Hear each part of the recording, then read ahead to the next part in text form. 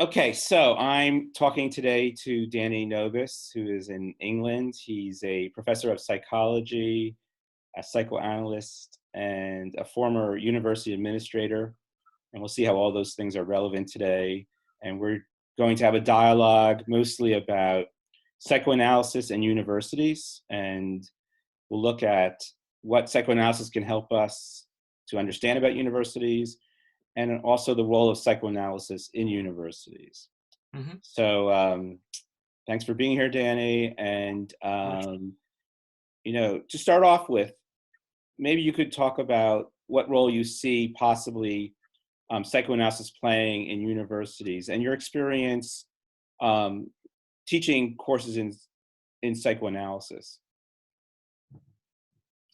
Well, I mean, that question already raises a huge amount of issues because at the moment, 2020, psychoanalysis in British universities is no longer as present as it used to be.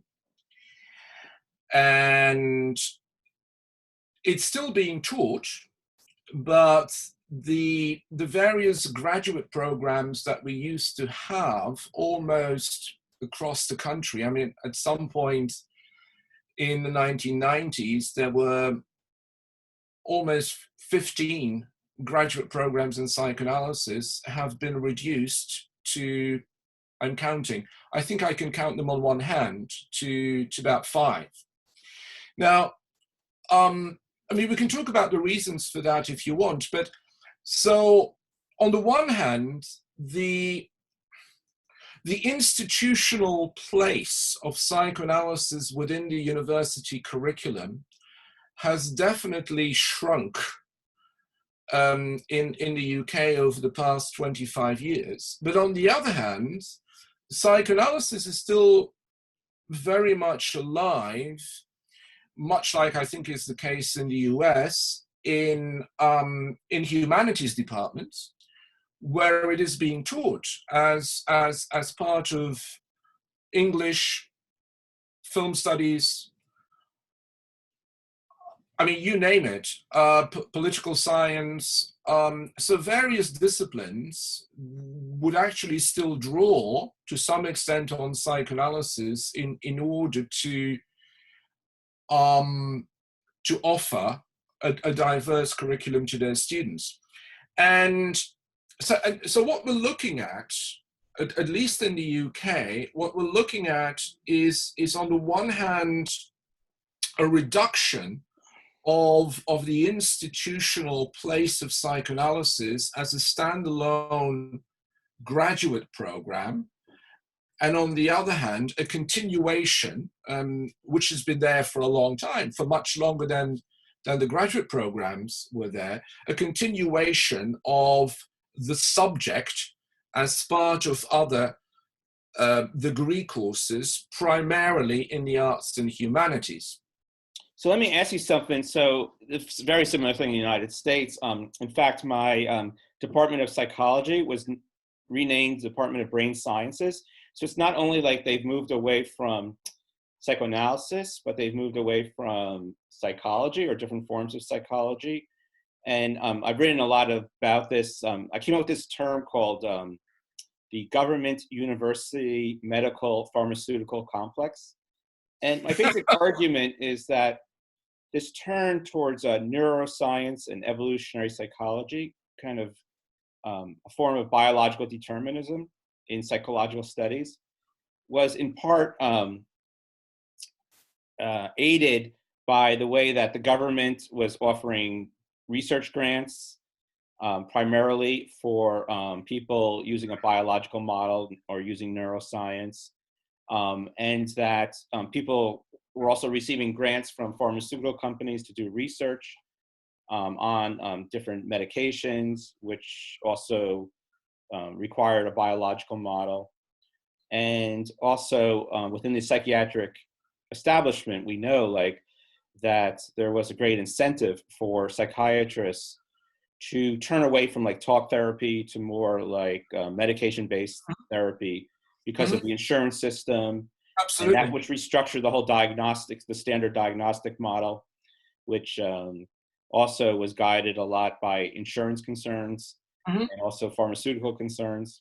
Hmm. And so you have what I call this kind of uncoordinated conspiracy, all these different things working together, the psychiatrists, the pharmacists, the government, the universities, and they're all kind of go in the same direction, which is looking for some type of genetic or biological foundation to mental problems, but also mental just functions and processes.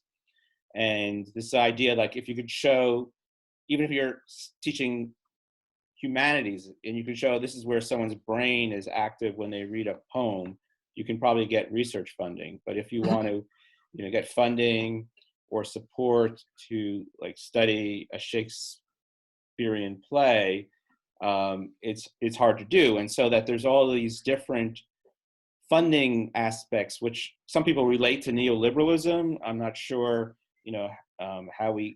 how you want to define that, but do you see a similar movement in the UK? Well, your experience, what you've just described, is very similar to mine. When I first moved to the UK, because as you probably know, I was originally trained in Belgium and to some extent in France. But when I originally moved to the UK in 1996, my institution did not have a separate psychology department. It was the Department of Human Sciences. Mm. Within that department, psychology operated alongside sociology, anthropology, and communication sciences. And that was one of the reasons actually why I wanted to go there, because I thought that the institutional multi-trans or interdisciplinarity would create interesting connections and openings for me to develop my work. But over time, this has changed dramatically, and I was, in a sense, not at the forefront of the change itself, but I was definitely part and parcel of the institutional development. I mean, to give you one concrete example, in 2006, for reasons I won't go into, I was appointed dean of what would then become a new school or a new faculty of social sciences. And one of the first things that the psychologists were campaigning for was for psychology to be extracted from the Department of Human Sciences, and for psychology to be moved out of social sciences and to be situated amongst physics, chemistry, and biology in another school. Now, I didn't let it happen, and it was actually my power at the time. What do you think was driving that? So what do you think was driving the psychologists to want to change their like disciplinary home? What was driving that, I think, is very similar to what has been driving the ongoing recuperation of the empiricist, positivist scientific paradigm within psychology. What was driving it was the idea that psychology would be more respected and more respectable, would be able to increase its legitimacy, that psychologists working within that department would have more and better access to grant funding if they were in a school alongside the so-called, natural sciences. Now, but it was... Let me interrupt a second. So do you think that a lot of psychologists are driven by like just the desire to have like a better career to make more money, or were they driven towards theories and models that had more certainty? Like, I'm trying to think about like the subjectivity of the psychologist, of the psychology professor who wants to move away from like a more classic psychology or even psychoanalysis to a neurophysiological or biological model. Are they driven, do you think, mostly by, they see this as the best way to help their careers, or is there something like that makes them want to be seen as part of the hard sciences because that gives them a better sense of certainty or subjective certainty?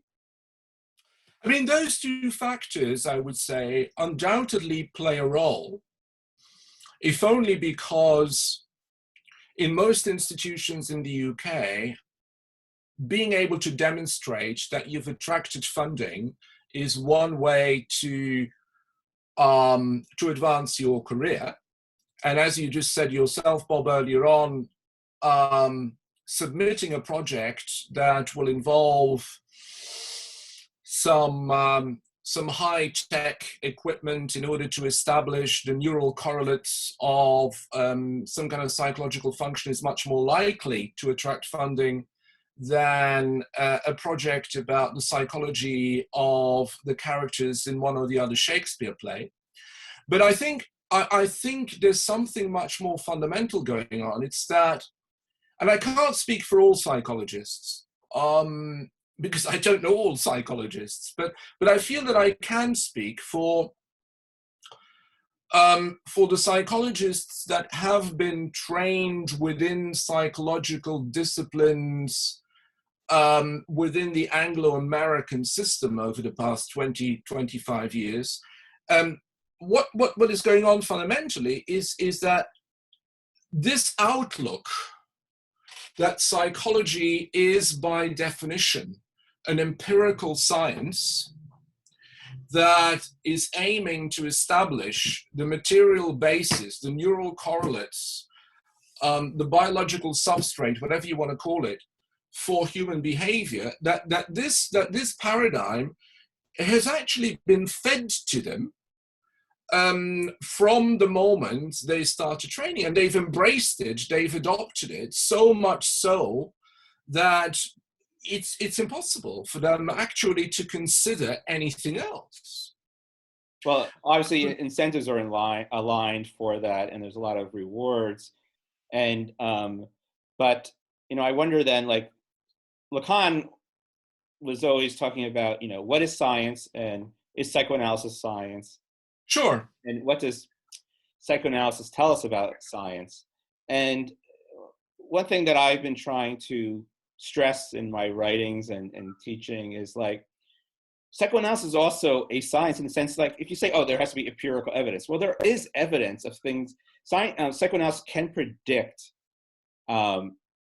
certain causes and effects. It has evidence. It's often the language of people, or dreams or something like that. And so I wonder, like, how people are defining science, especially in the like evolutionary psychology and neuroscience. I find that often their definition of science is not really the modern definition of science. It's more this totalizing viewpoint that wants to reduce everything to some type of like natural determinism. And I don't think that's necessarily what science is about. No, quite. Well, that's the other supreme irony, actually. It's that the prevailing model of science within psychology is a model that quite a few scientists themselves out there would actually no longer believe in, because it's a model that attempts to reduce the fundamental gap between words and things, between essences and existences, between language and reality. So they are convinced that if only they adhere to a rigorous methodological protocol, that they will be able to bridge that gap and come up with knowledge that is absolutely, totally true. I.e., they are convinced that it is actually possible to define evidence as the confluence of what is in our minds as human beings, as researchers, and what exists out there as objects of research, which is actually a very outdated model of science. It's an extraordinarily outdated model of science. I keep on thinking of these like lines from Lacan that, so I have a very ambivalent relationship with Lacan. And in some sense, I know you do, but that's why I like you. my PhD in Paris at a school based on his work, basically, and I wrote my dissertation on his work. And but there's these these lines. He comes up with these lines, and you don't know what they mean. Like, I think like no one knows what they mean. But then eventually you're like, oh, that actually I understand that. Like his whole question about the desire of the scientist. And the problem is he just will say something and he won't really fully get into it, or he'll jump to a metaphor, or it'll be very the subject of science, for that matter. The subject of science, which is hugely ambiguous, right? Right, and but then I'm thinking about, and he, especially when he's talking like Pavlov and experiments, and he says what's important is the desire of the experimenter. So when you're talking about like the psychologist who wants to close the gap between words and things, or wants to have that certainty that empirical evidence brings, I think we come to a certain desire of the scientist there. Absolutely. So an aspect of this is this desire of scientists to find certainty, and that requires like a repression of a whole lot of things. So one of the claims I make in my work is, like I'm writing a book now called What Makes Us Human? And I'm trying to look from a psychoanalytic perspective, and basically like why we can't experiment on rats and learn about the human mind. And I think there's 4 basic things that really, separate us from other animals, or we could say from Freud's perspective. One is this kind of break in instincts, that animals are much more controlled and determined by evolution, by instincts, by predetermined objects. And one of Freud's first discoveries was that human sexuality is very different, is not based on procreation, is not based on evolution, is not based on the theory of reproduction. In fact, humans can be self-destructive. Humans can sexualize anything. Anything can become an object of sexuality. That's why he talks about polymorphous perversity. And so the first break is this kind of break with nature. And then the second break is his realization, especially through the study of dreams and psychosis, of the same thing that Descartes kind of noticed, is that our thoughts can be real or imaginary, and we have no way of knowing at any single moment if a thought is real or imaginary. So we have this separation from material reality. And then we have language, which is another break from nature and break from reality. And it just seems like so many of the new brain sciences just want to repress all of that and want to imagine that none of this exists, and that basically we're just other animals. We're primates. Well, as I'm sure you know, Bob, Lacan, in at least one place, i.e. the paper Science and Truth, which I know you know very well, goes a step further and says that within scientific practice, the operating mechanism is not repression, it's foreclosure. And if you know a little bit about Lacan, then you know that for Lacan, foreclosure is always an index of psychosis.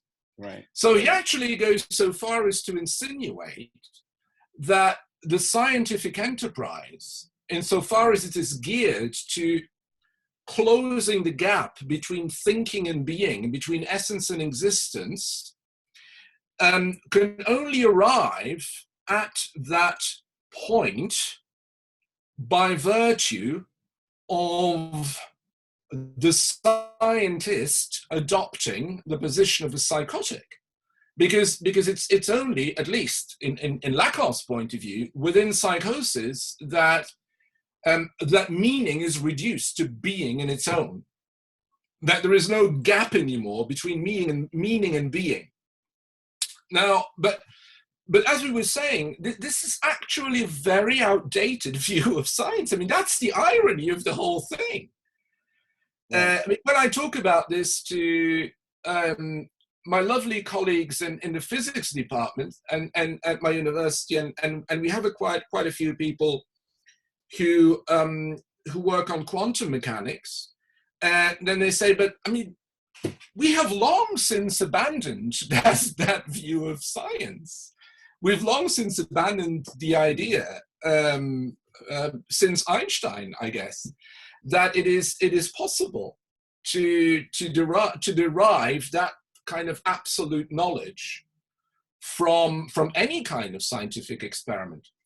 But to come back to your question, when I explain this, when I try to talk about this to my colleagues, with all due respect to some of them who might be listening, I mean, they look at me like the dog at the TV. It was like, but what else do you have in mind? Like, surely this is the only way. Which, of course, then raises the question as to how they themselves have been trained within psychology. Or it raises the question as to how psychology as a discipline reproduces itself on the basis of these models. And look, the last thing I'm going to say in this respect is that much like you are working on a book called What Makes Us Human, I'm working on a book called With a Psychology. And the argument is that actually, I wouldn't be surprised if within 20, 30 years, psychology no longer exists. I mean, why would it? Why should it? Because if you reduce psychology to brain science, for example, or to cognitive neuroscience, then surely you can say there are people out there in the biology department, in the physics department, who are much better at that than psychologists, for one. If you take it out of this paradigm, then you would need to fundamentally reconsider all the premises upon which psychology has been based over the past 50 years or so. And I'm not sure anyone is prepared to do that. So I think one reason, why psychoanalysis has a difficult time finding a place within the university. Yes. Other than when it's watered down as just an interpretive tool among other interpretive tools to read a film or a book, is that it does challenge some of these fundamental ideas about science and about other academic discourses. And so, and also people feel really threatened by psychoanalysis, I think still. They like a watered down version, like, okay, you can, talk a little bit about psychoanalysis as it relates to the way we identify with a film character, but psychoanalysis itself really still freaks people out. Like, I remember once I was going for a job interview and at a university, and my friend was on the hiring committee. Oh yeah. And he told me, don't say anything about psychoanalysis. Even if they ask you, don't say anything about psychoanalysis.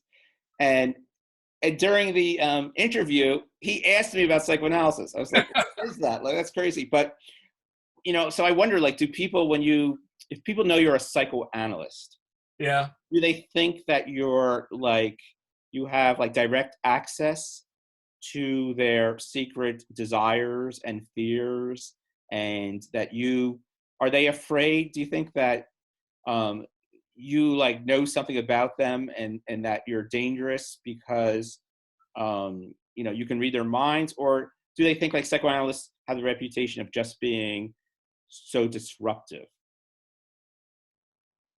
I'm not sure, Bob. I need to think about that. But what I do know, I think, is that for many years now, I've been regarded by my colleagues in psychology as the astrologer amongst the astronomers, or if you want, as the creationist amongst the Darwinians. Yeah.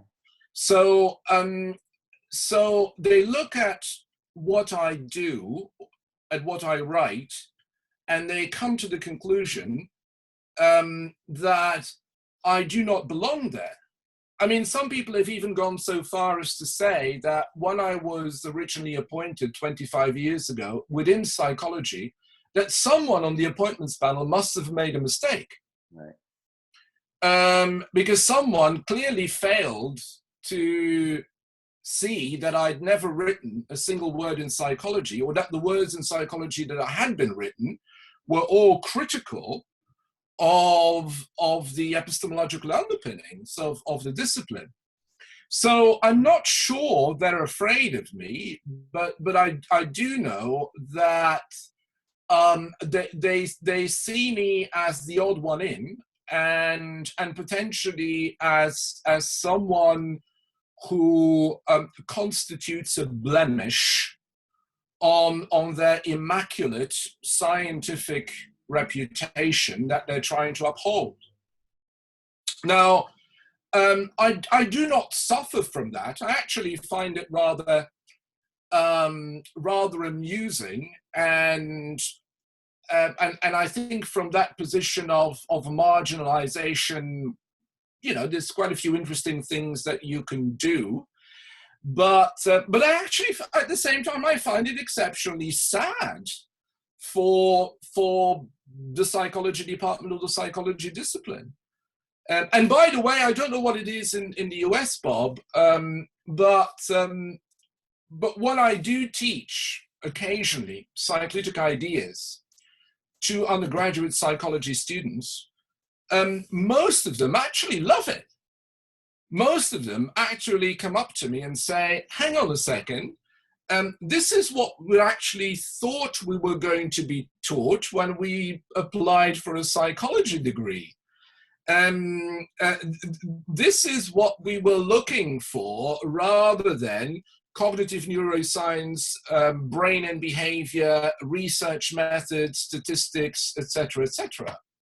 So there is a call from students themselves to at least preserve a certain critical angle, if you can call it that, or at least a call for psychology not to go completely down the outdated drain of crude scientific positivistic empiricism. So one of the things, but of course, yeah. But of course, students in this respect, students' voices count for a lot, and we can talk about that too. They count for a lot, more than they've ever counted for.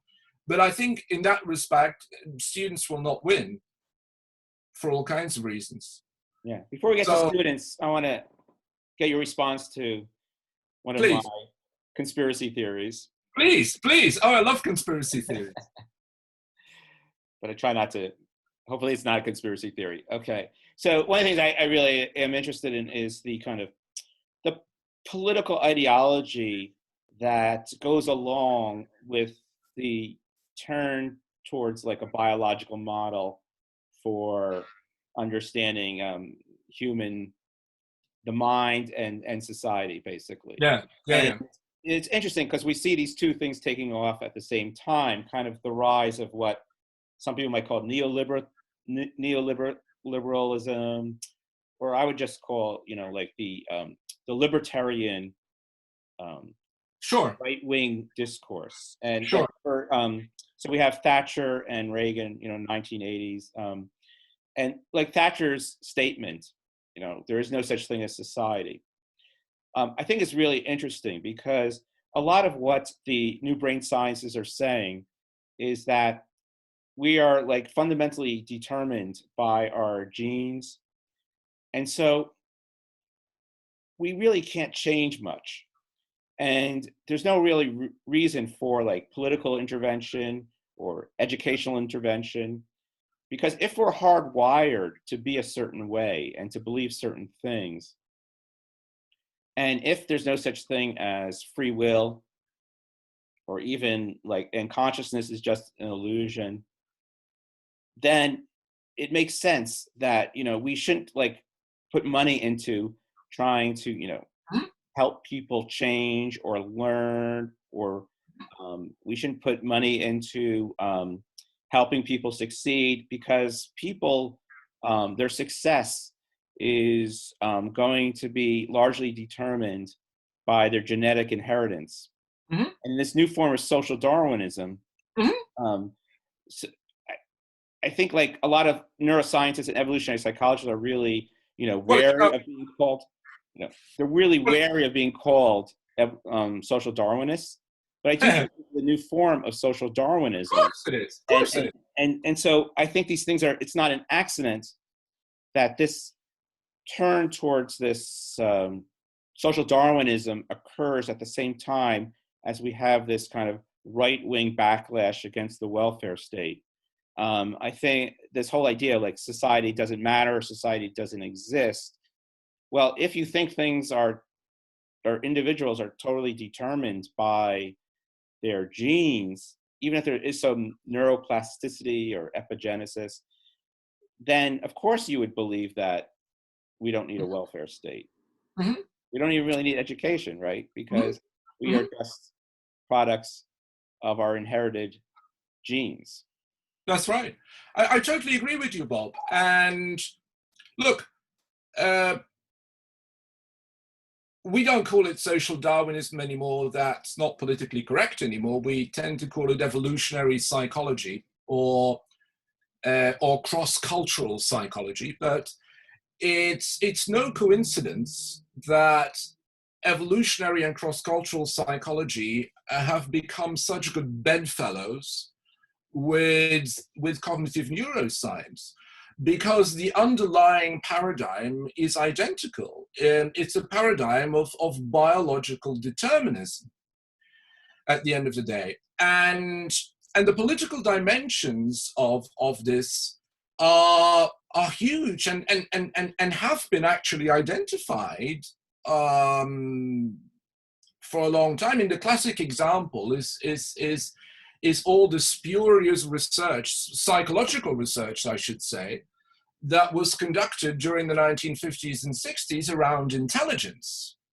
I mean, you will know some of this, but it is absolutely clear, and it's actually been established that the main researchers in that field, such as Cyril Burt and Hans, not so much Cyril Burt, but Hans Eysenck and others, often got funding from right-wing organizations, and that their evidence was integrated within a political ideology that was not going to claim that intelligence is socially distributed. I mean, we know it is, but was always going to claim that it's actually biologically distributed, as a result of which there is no point trying to get Black people or people belonging to Black and ethnic minority groups to become high achievers. So, but psychology, much like other disciplines, they've of course repressed that. So I'm not going to say they foreclosed it, but definitely repressed it. But what is going on at the moment is not all that dissimilar. It's not that dissimilar. I mean, intelligence. Do you have an opiate epidemic in England? Well, yes and no. Yes, in the sense that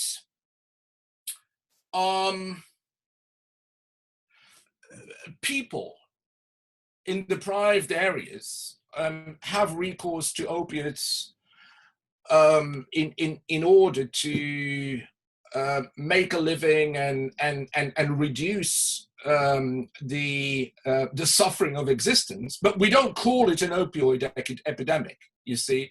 So that terminology we don't use. So what happened in the United States, is that they changed the way that general doctors considered pain and pain management. And it was highly supported by the pharmaceutical industry. And so that, they were basically, quickly giving people prescriptions for opiates. And then when the prescriptions ran out, people either got them on the black market or they turned to heroin. And what's interesting is in a lot of low-income areas, but also especially areas that were that voted Republican and conservative, like incredible high rates of opiate addiction and opiate usage. And part of this was, a response to the loss of jobs and loss of economic development in like certain areas of the country. But also it was this situation, once again, where you have this interaction between like the medical industry, the pharmaceutical industry, the insurance industry, the government, and then this underlying biological model. Because if you say like the problems are like genetic, then the only solution really is medication, or brain surgery, and so that biological model spreads throughout society, and people like it. Like, I don't know if you've had this experience, but I used to work in a clinic, and the people really liked getting a diagnosis of that led to a pharmaceutical solution. Oh yeah. It creates more certainty, and also it seems it's shorter or easier to deal with.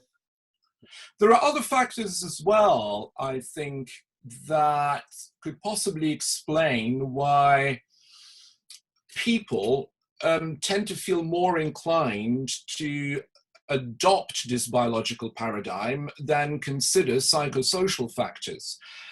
One being that if you believe, or if you're being led to believe, that your condition, what shall we use as an example? I've received death threats, so I need to watch out what I'm going to use as an example. But let's say Tourette's syndrome, right? Or a child misbehaving, a child's naughtiness, right? So if we say that that child is now suffering, and it could be because it's in the Diagnostic and Statistical Manual of Mental Disorders, it's suffering from oppositional defiance disorder. And I know for a fact that research is already going on to establish the biological correlates of oppositional defiance disorder. Well, this has the massive advantage that neither the parents nor the child, him or herself, should feel responsible for what is going on. They don't have to blame each other or anything in society. They can actually reduce themselves to their biological makeup. Right. And the pharmaceutical industry benefits from it, because someone out there is about to develop some medication that reduces the incidence and prevalence of oppositional defiance disorder, I'm sure. Of course, the government, social welfare systems benefit from it, because they don't need to reconsider how they're going to put more resources into family planning or social work in order to avoid family conflict. And the quote-unquote patients benefit from it, because they can identify with a disorder for which they do not have to take any form of responsibility. Right.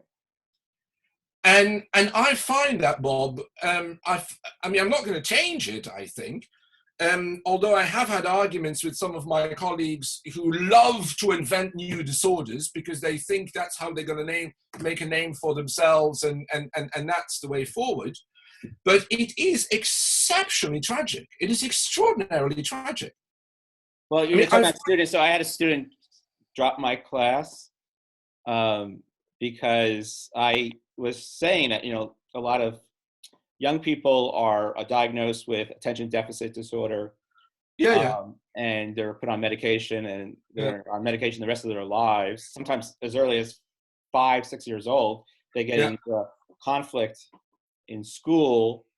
They see like a social worker, and they get sent to a psychologist or someone, and they get prescribed, medicine that they end up taking the rest of their lives. And I was talking to this in class, and the students, came up to me afterwards, said, "I'm dropping the class because I think that you're basically, not accepting the science or accepting that these things are, purely biological, and that, seems like you're blaming, people for their problems."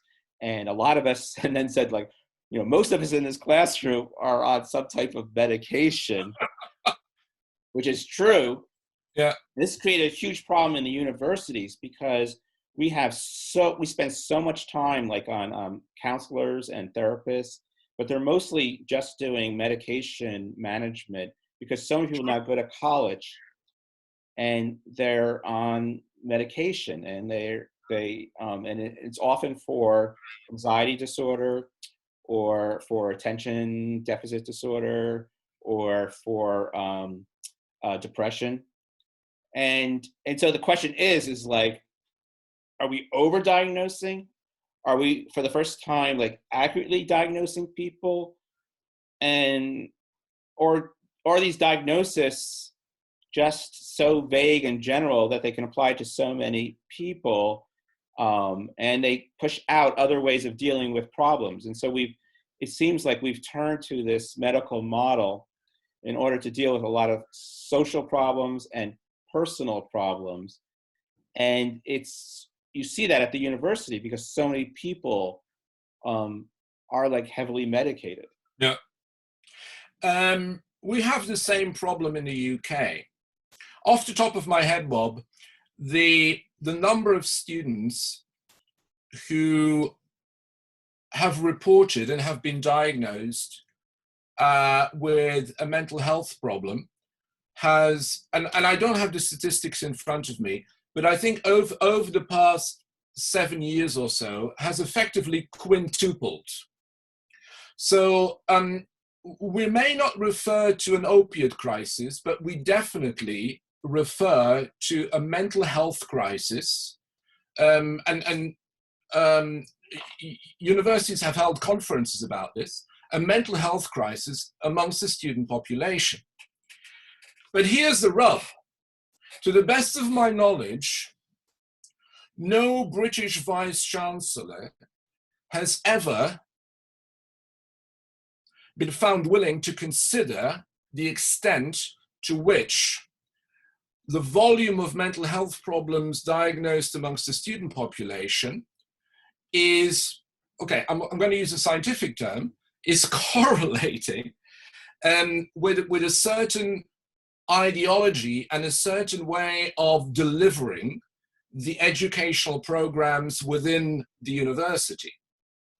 So, and you're not going to get funding for that, you see. Yeah. You're going to get funding, and I've actually written on this somewhere. You're going to get funding in order to run a project on how to make sure that those students with a mental health problem will still be able to achieve and realize their full potential, but you're not going to get funding to see how mental health issues actually are balanced against how universities themselves have changed dramatically over the past 20 years.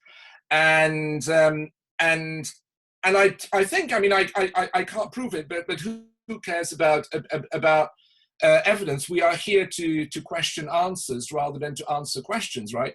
But I think that the two definitely go together.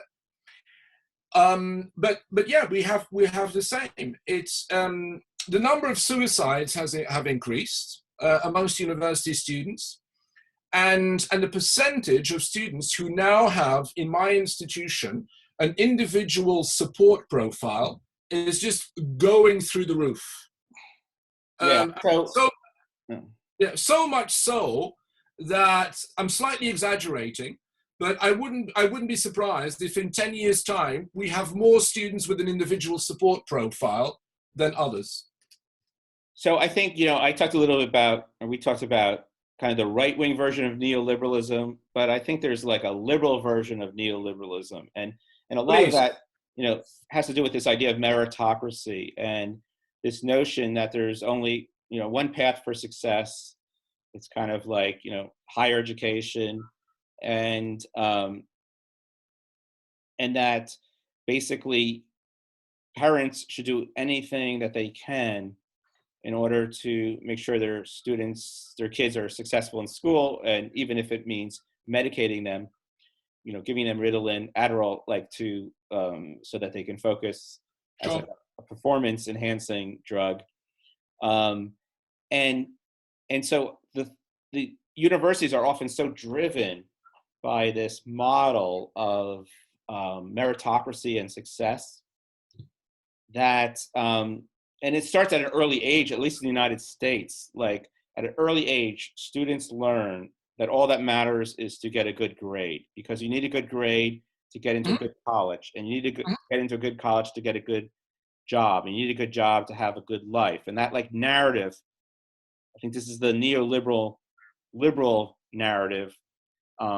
It starts from basically birth to the rest of your life, and it's structured on this notion of constantly competing and for the scarce resource, for grades, degrees, jobs, wealth, and there's a inherently antisocial aspect to it, in a sense, because you have to outcompete other people.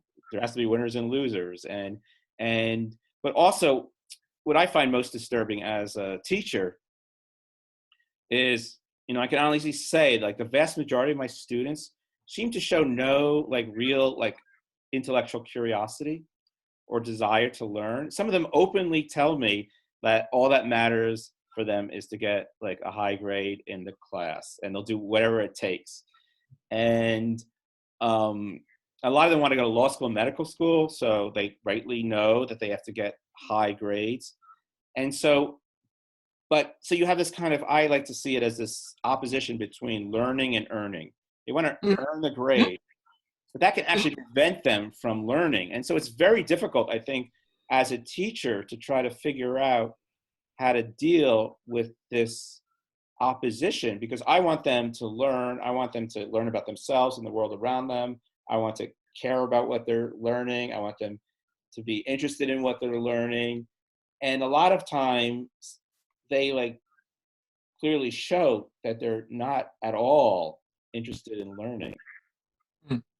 I have exactly the same experience, Bob. And you say the opposite. I was hoping you'd say in England is completely different. Everyone is motivated. Well, I wish I could say that, Bob. I wish I could say that.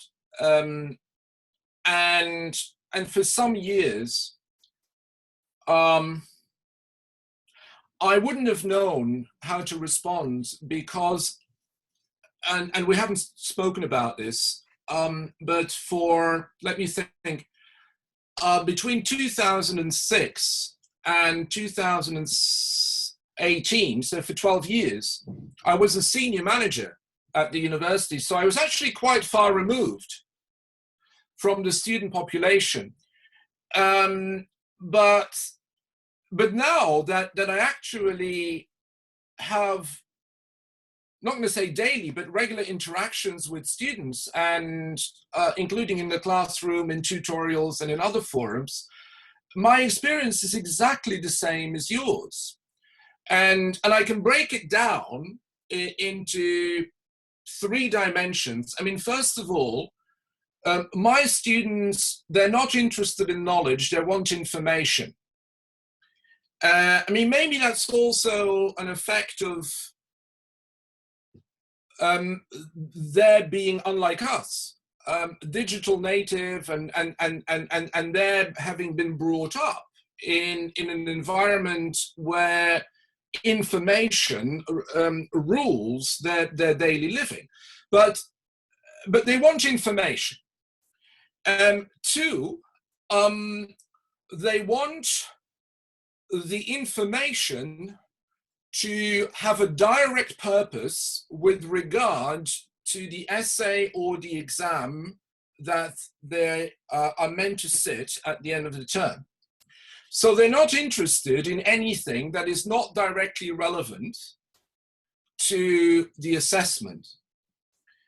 And three, and that comes largely from the university itself, sadly, they want this package of instrumentalized information to be sitting within a framework that is skills-oriented, i.e.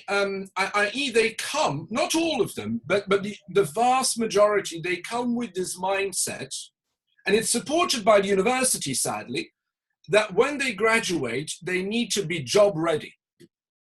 Right. And I wouldn't be surprised if there's going to come a time where when students, as the university would have promised them, do not get a graduate level job within 2 years, that they're going to sue the university, or that they're going to ask for their money back. It is absolutely, totally, utterly tragic, Bob. I mean, it's... you see, I mean, I'm speechless. I'm absolutely speechless.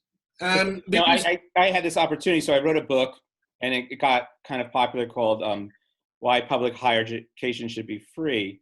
It's on my shelves. I got invited to do some work with the Obama administration, so I got to go to Washington, and I noticed a lot of. I was once sitting around a table of people, and we're talking about community college, which is mostly for low-income students. And President Obama wanted to have a program for free community college. And someone said that I was like the intellectual, inspiration for the president's policy. So I got brought into these meetings, and I got to talk to some like high-level politicians.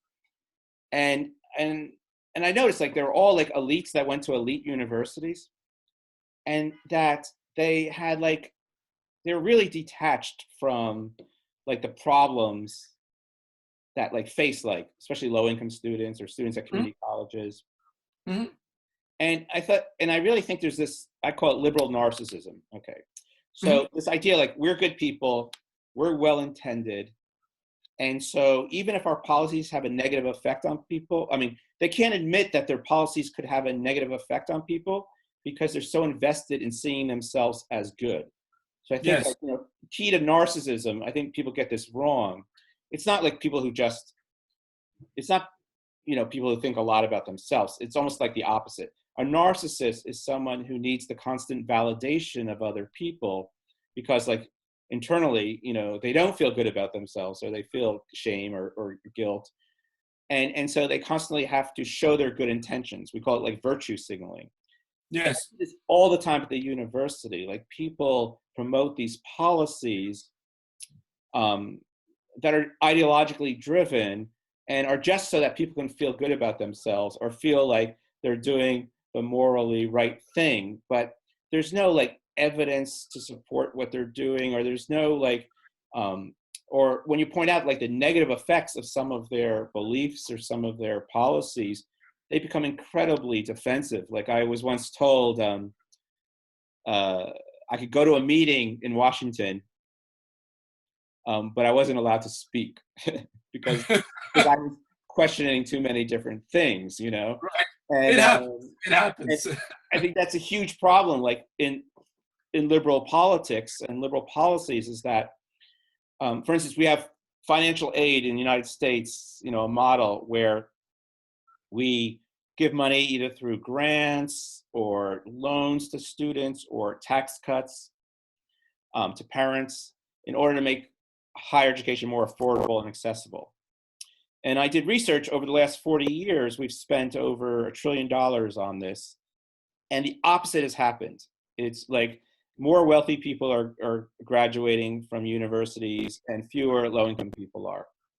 And so trillions of dollars of money, at least $1 trillion and more, I'm sure, has been spent on this policy that has failed year after year after year, except no one wants to deal with it because people want to, they're so invested in their good intentions that they don't want to, deal with the failure of their own policies. And I see the same thing at universities. People get so invested in, we're good people, we're well-intended, we are doing the morally right thing, that they don't think about, like, they can't actually handle when you show to them that there's a negative effect to their policies.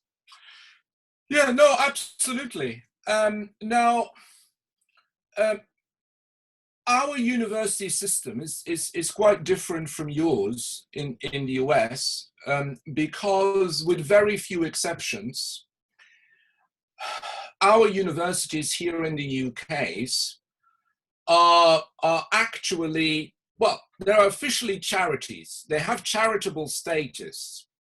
They're not charities like regular charities, like the Freud Museum would be, but they have charity status.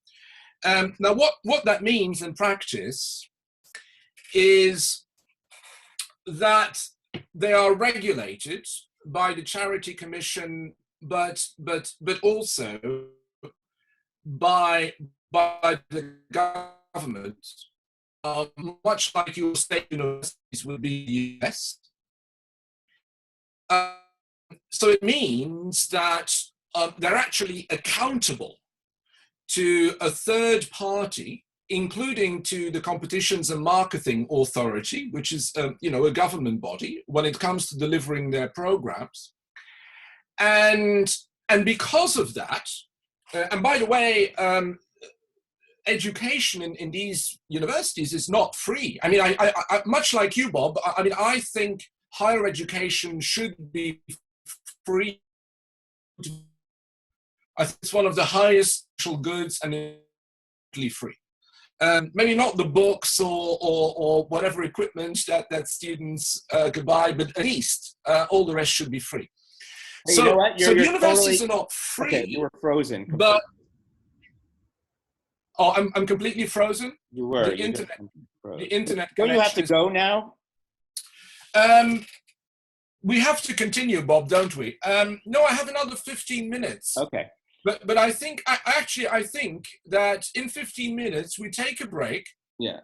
And maybe we set aside some more time next week if you want, because there's clearly much more to talk about. And I also feel that we should actually do something together. We're recording. Let's not talk about that now. Yeah, no, exactly. No, we'll do that off the record. But so what I was saying, in a nutshell, what I was saying is this, that obviously if you have a private university that is independent in terms of what it delivers and how it delivers, then you're not going to get away from the fact that that institution is probably going to be primarily driven by profit. That's what private institutions tend to use as a driver. Now, state institutions, public institutions, are not supposed to make profit. So the charitable status that the majority of our universities have in the UK means that if the balance sheet at the end of the financial year shows a surplus, they actually need to use that surplus in order to improve their facilities or the campus or whatever. So it's not profit. But that doesn't make them independent.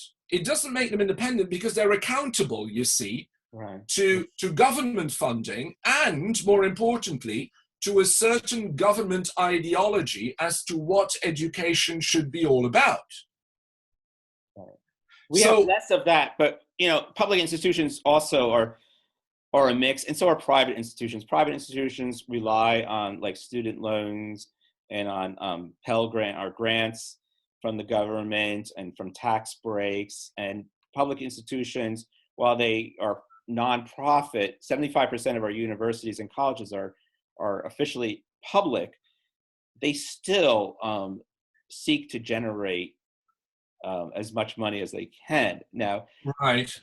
So it might be called something differently, different, it might not be called profit, but they still want to constantly expand or increase their salaries or, have better facilities.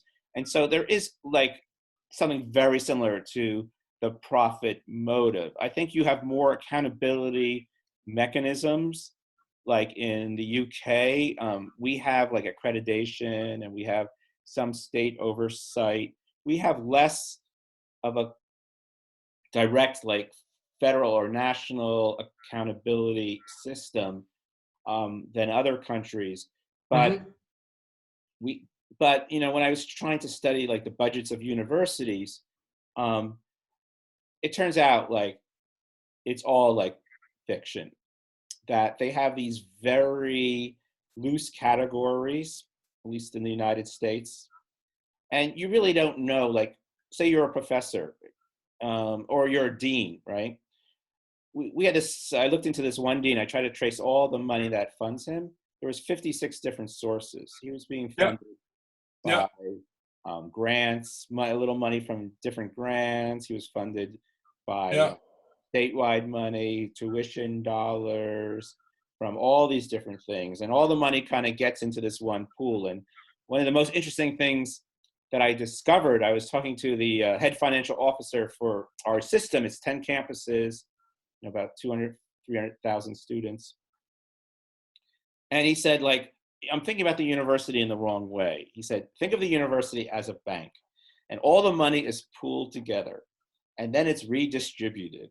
And so what we're doing, I was on the university's finance committee Oh yeah. and the investment committee, and what we were doing, it kind of made sense, right? Is we were, instead of like letting money just sit there, money from tuition or grants or from state dollars, we would pool it and invest it, and we would spread the risk and invest in some, like, buy some real estate, some private equity, some stock, and what have you. But ultimately, the university was a hedge fund because we had over $120 billion from our pension money, our endowment money, and then our operating cash.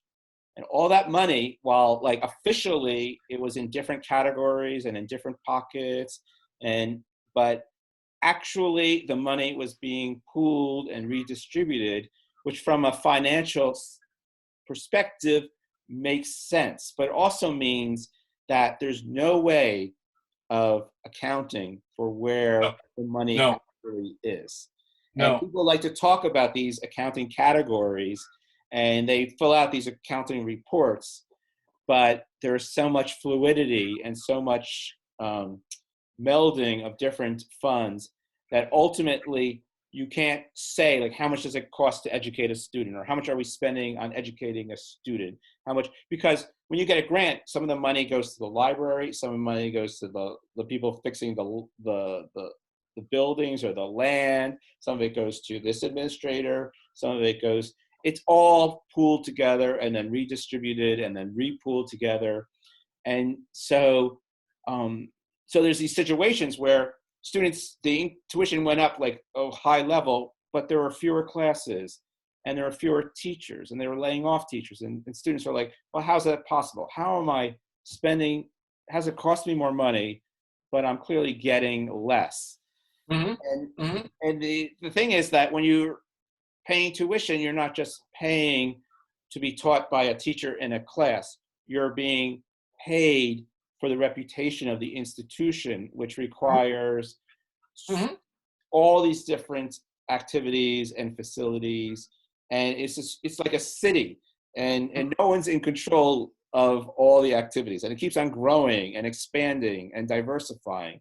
And like no one says no to anyone, basically, or it's hard to say no to anyone. So things just, I mean, you see programs getting cut occasionally, but there's just more and more activities, and there's no focus. There's no like, and so like it's not surprising that students don't think that learning is the center of education when the university clearly is spending more money on athletic facilities and on food choices and on fancy living facilities or in extracurricular activities. And it's like the learning part is just a small part of the university budget and of the Sure. students' mental budget. Sure. Why don't we stop here and we'll schedule time for next week, and I'll pick up with a few questions because I want to talk a little bit more about psychoanalysis also. So, I mean, there's all kinds of things I'd like to talk to you about, Bob.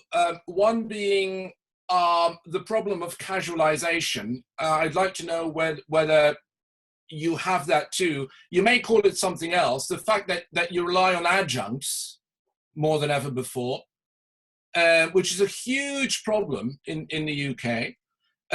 Two, I'd like to talk to you about how students' expectations and demands have changed over the past, say, 20 years or so, because what we've definitely seen in the UK with a gradual increase of tuition fees, and our tuition fees are nowhere near what someone would pay if he or she doesn't have a grant, obviously, at, say, an Ivy League institution, but still, with the increase of the tuition fees, we've seen a gradual commodification of learning from the perspective of the students themselves.